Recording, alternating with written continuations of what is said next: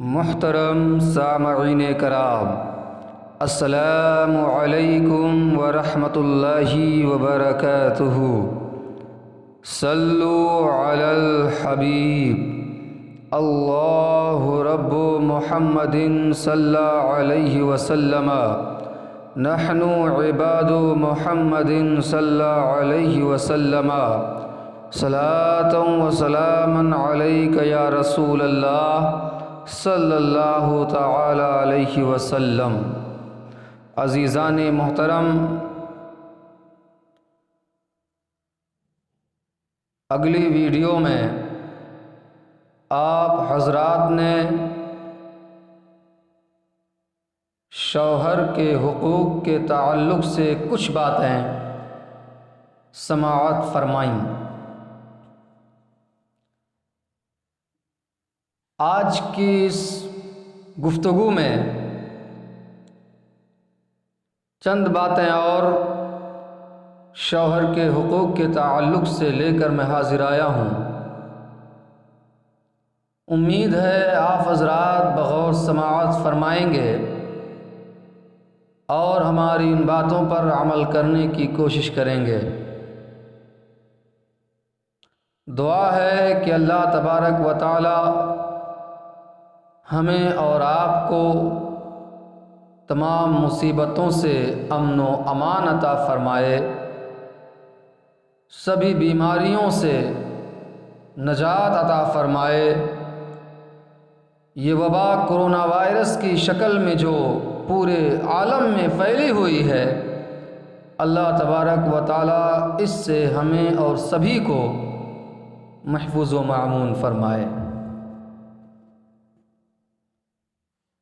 منکوحہ عورت میں خاوند کے لیے محبت کا جذبہ ہونا بہت ضروری ہے۔ وہ عورت جس کی شادی ہو گئی، اب اس کے لیے ضروری ہے کہ اس کے دل میں اپنے شوہر کے لیے محبت کا جذبہ ہو، کیونکہ میاں بیوی میں اگر محبت ہوگی تو دونوں کی زندگی بڑی خوشگوار گزرے گی، مگر زندگی میں کبھی تنگی و عسرت آ بھی جائے تو محبت کی بنا پر بڑی آسانی سے گزر جائے گی۔ اگر عورت کے دل میں شوہر کی محبت بیٹھ جائے تو وہ ہر طرح کی تکلیف بڑی خوشی کے ساتھ برداشت کر لیتی ہے۔ اس لیے حضور سرور کائنات صلی اللہ علیہ وسلم نے نوجوانوں کو ترغیب دی ہے کہ ایسی عورت سے نکاح کرو جو بعد میں تمہاری طرف مائل ہو جائے۔ ابو داؤد شریف کی روایت ہے، حضرت موقل بن یسار رضی اللہ تعالی عنہ سے روایت ہے کہ رسول اللہ صلی اللہ علیہ وسلم نے فرمایا کہ محبت کرنے والی اور بہت بچے جننے والی عورت سے نکاح کرو، کیونکہ میں تمہاری وجہ سے دوسری امتوں پر غالب آنے والا ہوں۔ اس حدیث میں بتایا گیا ہے کہ ایسی عورت سے شادی کی جائے جس میں بیک وقت دو خوبیاں موجود ہوں، یعنی ایک تو وہ شوہر سے محبت کرنے والی ہو، اور دوسرے یہ کہ اس میں کثیر بچے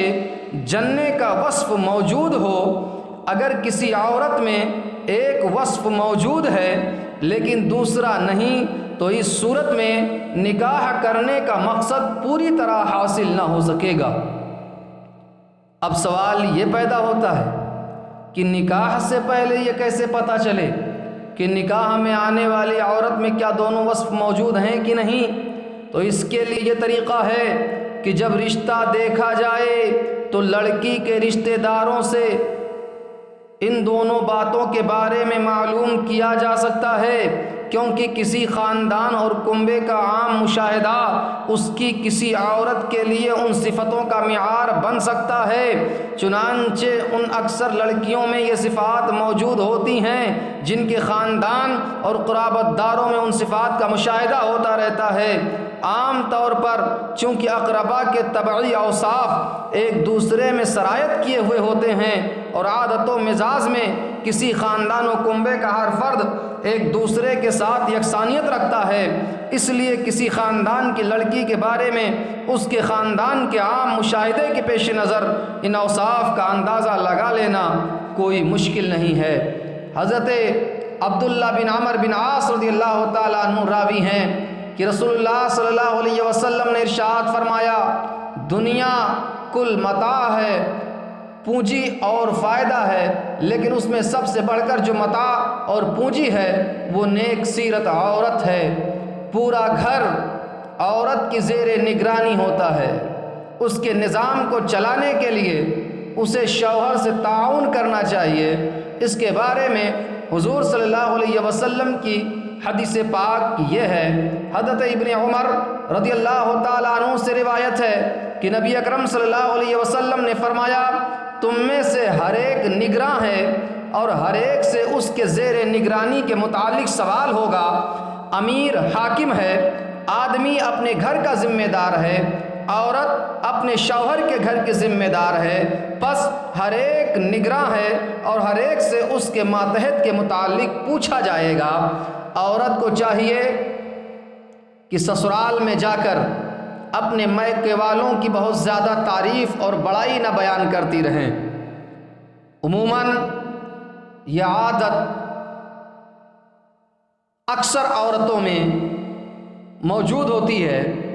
کہ وہ شادی کے بعد جب اپنے میکے سے اپنے سسرال جاتی ہیں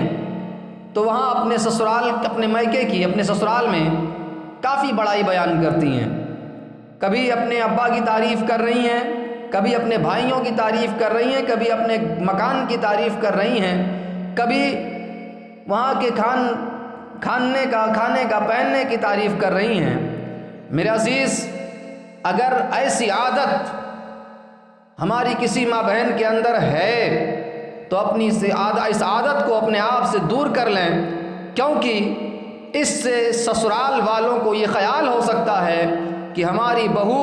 ہم لوگوں کو بے قدر سمجھتی ہے اور ہمارے گھر والوں اور گھر کے ماحول کی توہین کرتی ہے، اس لیے سسرال والے بھڑک کر بہو کی بے قدری اور اس سے نفرت کرنے لگتے ہیں۔ گھر کے اندر ساس، نندیں یا جٹھانی اور دیورانی یا کوئی دوسری عورتیں آپس میں چپکے باتیں کر رہی ہوں تو عورت کو چاہیے کہ ایسے وقت میں ان کے قریب نہ جائے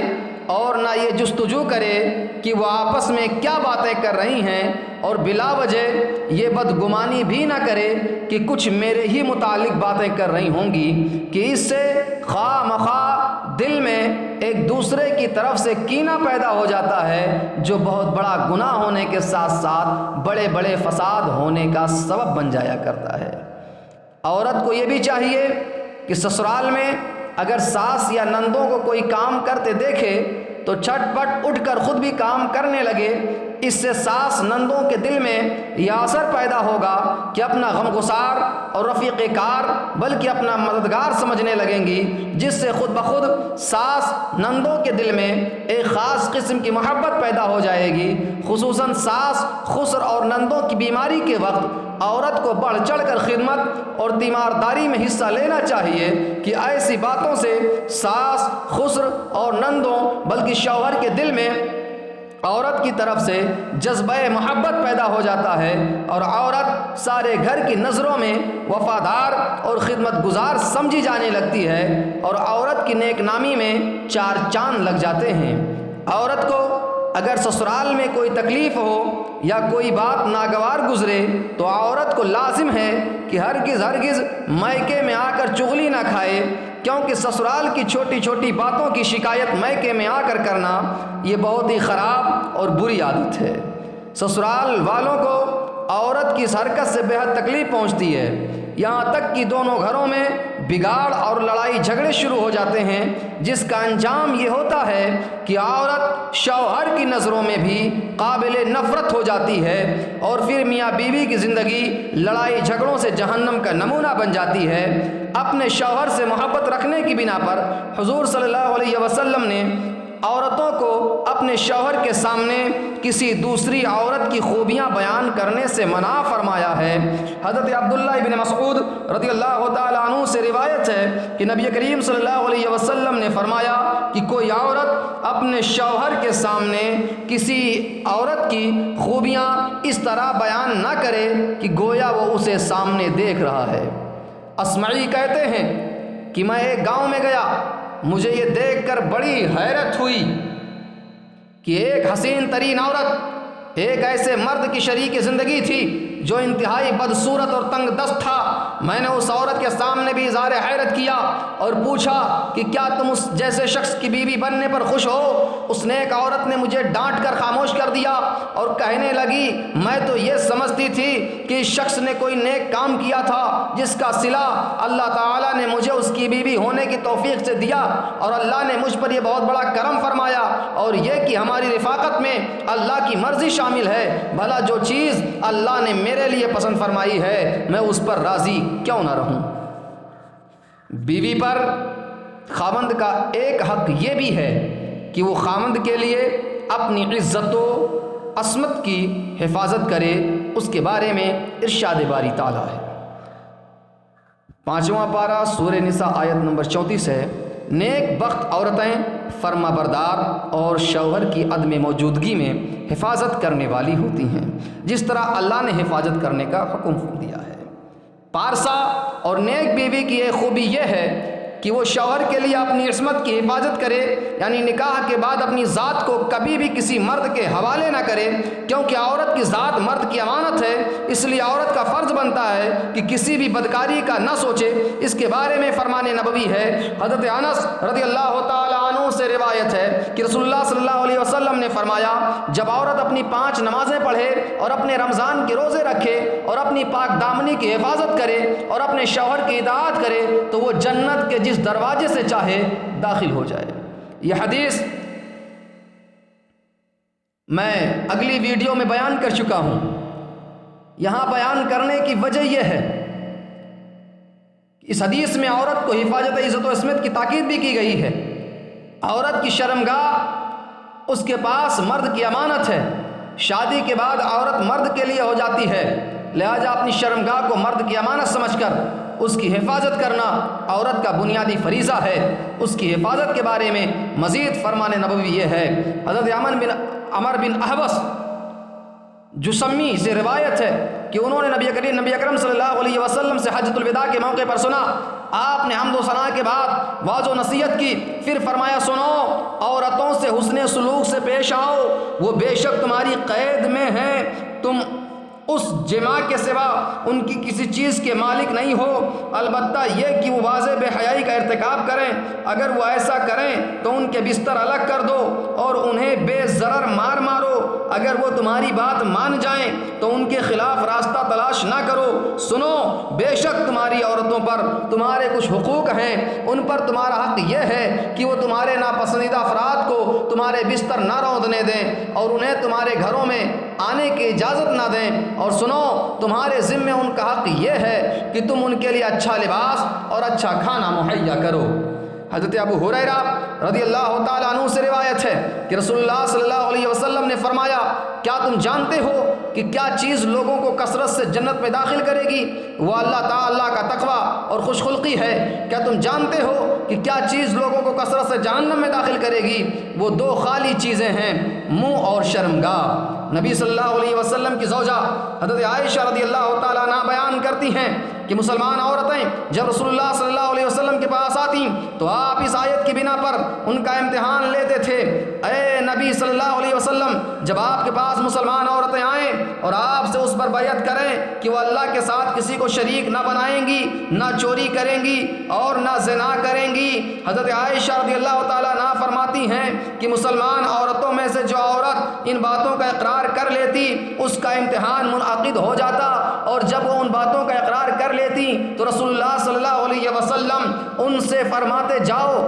میں تمہیں بیعت کر چکا ہوں۔ بخدا رسول اللہ صلی اللہ علیہ وسلم نے کبھی کسی عورت کے ہاتھ کو مس نہیں کیا، ہاں نبی صلی اللہ علیہ وسلم ان کو زبان سے بیعت کرتے تھے۔ حضرت عائشہ رضی اللہ تعالیٰ عنہ فرماتی ہیں کہ بخدا رسول اللہ صلی اللہ علیہ وسلم نے ان سے انہی باتوں کا عہد لیا جن کا اللہ تعالیٰ نے آپ کو حکم دیا تھا، اور رسول اللہ صلی اللہ علیہ وسلم کی ہتھیلی کبھی کسی عورت کی ہتھیلی سے مس نہیں ہوئی۔ آپ جب کبھی ان سے بیعت لیتے تو زبانی فرما دیتے کہ میں نے تم سے بیعت لی۔ حضرت عوف بن مالک اشجعی رضی اللہ تعالیٰ عنہ سے روایت ہے کہ رسول اللہ صلی اللہ علیہ وسلم نے فرمایا، میں اور کالے رخساروں والی عورت قیامت میں ایسے ہوں گے۔ اور یزید بن زری نے درمیانی اور شہادت والی انگلی سے اشارہ کیا، یعنی وہ جاہ و جمال والی عورت جس کا خاوند فوت ہو گیا اور اس نے اپنے نفس کو یتیم بچوں کی وجہ سے روکے رکھا یہاں تک کہ وہ جدا ہو گئے یا مر گئے۔ حضرت عبداللہ ابن عباس رضی اللہ تعالیٰ عنہما سے روایت ہے کہ رسول اللہ صلی اللہ علیہ وسلم نے فرمایا، دنیا میں 4 چیزیں ایسی ہیں جس کو یہ چیزیں مل گئیں تو سمجھ لو کہ دین اور دنیا کی بھلائی اور راحت مل گئی۔ نمبر 1 شکر گزار دل، 2 نمبر ذاکر زبان، نمبر 3 صابر بدن، نمبر 4 نیک بیوی جو اپنے نفس اور شوہر کے مال میں کوئی گناہ نہیں کرتی۔ عورت کو چاہیے کہ شوہر کی آمدنی کی حیثیت سے زیادہ خرچ نہ مانگے، بلکہ جو کچھ ملے اس پر صبر و شکر کے ساتھ اپنا گھر سمجھ کر ہنسی خوشی کے ساتھ زندگی بسر کرے۔ اگر کوئی زیور یا کپڑا یا سامان پسند آ جائے اور شوہر کی مالی حالت ایسی نہیں ہے کہ وہ اس کو لا سکے تو ہرگز کبھی شوہر سے اس کی فرمائش نہ کرے، اور اپنی پسند کی چیزیں نہ ملنے پر ہرگز کبھی کوئی شکوہ شکایت نہ کرے، نہ غصے سے منہ پھلائے، نہ طعنہ مارے، نہ افسوس ظاہر کرے، بلکہ بہترین طریقہ یہ ہے کہ عورت شوہر سے کسی چیز کی فرمائش ہی نہ کرے، کیونکہ بار بار کی فرمائشوں سے عورت کا وزن شوہر کی نگاہ میں گھٹ جاتا ہے۔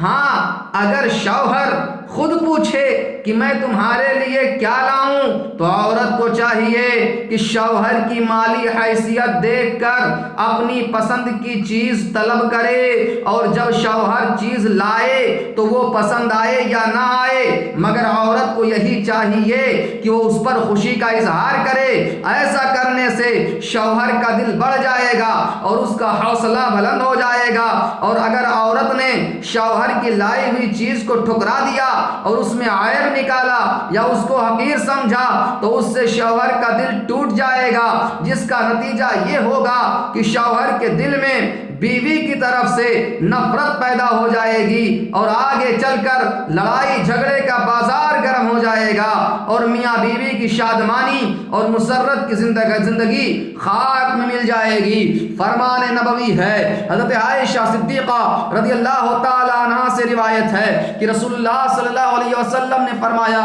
کہ جب کوئی خاتون اپنے گھر کے مال سے جائز طریقے سے خرچ کرتی ہے اور فضول خرچی نہیں کرتی تو اس کو خرچ کرنے کے مطابق اجر ملتا ہے، اور اس کے شوہر کو کمانے کا ثواب ملتا ہے، اور اس مال کو جمع کرنے والے کو بھی اتنا ہی اجر ملتا ہے، اور ان میں سے ایک دوسرے کی وجہ سے کسی کا اجر کم نہیں ہوتا۔ ہر بیوی کا یہ بھی فرض ہے کہ وہ اپنے شوہر کی آمدنی اور گھر کے اخراجات کو ہمیشہ نظر کے سامنے رکھے اور گھر کا خرچ اس طرح چلائے کہ عزت و آبرو سے زندگی بسر ہوتی رہے۔ اگر شوہر کی آمدنی کم ہو تو ہرگز شوہر پر بیجا فرمائشوں کا بوجھ نہ ڈالے، اس لیے کہ اگر عورت نے شوہر کو مجبور کیا اور شوہر نے بیوی کی محبت میں قرض کا بوجھ اپنے سر پر اٹھا لیا اور خدا نہ کرے کہ اس قرض کا ادا کرنا دشوار ہو گیا تو گھریلو زندگی میں پریشانیوں کا سامنا ہو جائے گا اور میاں بیوی کی زندگی تنگ ہو جائے گی۔ اس لیے ہر عورت کو لازم ہے کہ صبر و قناعت کے ساتھ جو بھی ملے خدا کا شکر ادا کرے اور شوہر کی جتنی آمدنی ہو اس کے مطابق خرچ کرے اور گھر کے اخراجات کو آمدنی سے ہرگز نہ بڑھنے دے۔ عورت کے فرائض میں یہ بھی ہے کہ اگر شوہر غریب ہو اور گھریلو کام کاج کے لیے نوکرانی رکھنے کی طاقت نہ ہو تو اپنے گھر کا کام کاج خود کر لیا کرے۔ اس میں ہرگز نہ عورت کی کوئی ذلت ہے نہ شرم۔ بخاری شریف کی بہت سی روایتوں سے پتہ چلتا ہے کہ خود رسول اللہ صلی اللہ علیہ وسلم کی مقدس صاحبزادی حضرت فاطمہ رضی اللہ تعالیٰ عنہا کا بھی یہی معمول تھا کہ وہ اپنے گھر کا سارا کام کاج خود اپنے ہاتھوں سے کیا کرتی تھیں، کنویں سے پانی بھر کر اور اپنے مقدس پیٹھ پر مشک لاد کر پانی لایا کرتی تھیں، خود ہی چکی چلا کر آٹا بھی پیس لیتی تھیں۔ اس وجہ سے ان کے مبارک ہاتھوں میں چھالے پڑ جاتے تھے۔ اے ملت اسلامیہ کی شہزادیوں، نبی کی لاڈلی بیٹی کی سیرت یہ ہے کہ اپنے غریب شوہر کے گھر میں نبی کی پیاری بیٹی ہو کر، دونوں جہاں کے مالک و مختار کی بیٹی ہو کر، اپنے شوہر کے گھر میں اپنے گھر کا کام خود کر رہی ہیں، آٹا خود پیس رہی ہیں، پانی خود بھر کے لا رہی ہیں۔ آج ہماری گھر کی عورتوں کی کیا حیثیت ہے؟ اے میری ملت اسلامیہ کی شہزادیوں، خدا کے واسطے اپنے غریب شوہروں کا خیال کرو۔ حضرت ابو امامہ رضی اللہ تعالیٰ عنہ روایت کرتے ہیں کہ میں نے حجۃ الوداع کے موقع پر رسول اللہ صلی اللہ علیہ وسلم سے سنا، آپ نے فرمایا کوئی عورت اپنے شوہر کے مال سے اس کی اجازت کے بغیر خرچ نہ کرے۔ لوگوں نے سوال کیا یا رسول اللہ کیا وہ کھانا بھی نہ دے؟ تو آپ نے فرمایا یہ تو ہمارے اموال کی بہترین چیز ہے۔ عورت کو چاہیے کہ وہ اپنے شوہر سے اس کی آمدنی اور خرچ کا حساب نہ لیا کرے، کیونکہ شوہروں کے خرچ اور پر عورتوں کے روک ٹوک لگانے سے عموماً شوہر کو چڑ پیدا ہوتی ہے اور شوہروں پر غیرت سوار ہو جاتی ہے کہ میری بیوی مجھ پر حکومت جتاتی ہے اور میری آمدنی خرچ کا مجھ سے حساب طلب کرتی ہے۔ اس چڑ کا انجام یہ ہوتا ہے کہ رفتہ رفتہ میاں بیوی کے دلوں میں اختلاف پیدا ہو جایا کرتا ہے۔ اسی طرح عورت کو چاہیے کہ اپنے شوہر کے کہیں آنے جانے پر روک ٹوک نہ کرے، نہ شوہر کے چال چلن پر شبہ اور بدگمانی کرے کہ اس سے میاں بیوی کے تعلقات میں فساد و خرابی پیدا ہو جاتی ہے اور خواہ مخواہ شوہر کے دل میں نفرت پیدا ہو جاتی ہے۔ حضرت ابو ہریرہ رضی اللہ تعالیٰ عنہ بیان کرتے ہیں کہ نبی صلی اللہ علیہ وسلم نے فرمایا جب عورت مرد کی کمائی سے اس کی اجازت کے بغیر خرچ کرے تو آدھا اجر عورت کو ملتا ہے۔ اس حدیث سے معلوم ہوا کہ مرد سے پوچھے بغیر بھی عورت اس کی کمائی سے نیکی اور بھلائی کے کاموں میں خرچ کر سکتی ہے، البتہ یہ اس وقت ہے کہ جب عورت کو یہ معلوم ہو کہ مرد عورت کے اس خرچہ کرنے پر ناراض نہیں ہوگا، اور اگر عورت بغیر اجازت کے نیک کاموں میں خرچہ کر رہی ہے اور اس بات پر شوہر کے ناراض ہونے کا اندیشہ ہے تو قطعاً عورت کے لیے جائز نہیں ہے کہ بغیر شوہر کی اجازت کے نیک کاموں میں بھی وہ خرچہ کرے۔ میری ملت اسلامیہ کی شہزادیوں، میری ماؤں اور بہنوں، اخیر میں آپ سے یہی کہنا چاہتا ہوں کہ آپ کے لیے آپ کا شوہر جنت ہے، جنت میں جانے کا ذریعہ ہے، جنت میں جانے کا سامان ہے۔ خدا کے واسطے اپنی شوہر کی نافرمانی کر کے، اپنے شوہر کو تکلیف دے کے اپنے آپ کو جہنم کا حقدار مت بناؤ۔ السلام علیکم ورحمۃ اللہ وبرکاتہ۔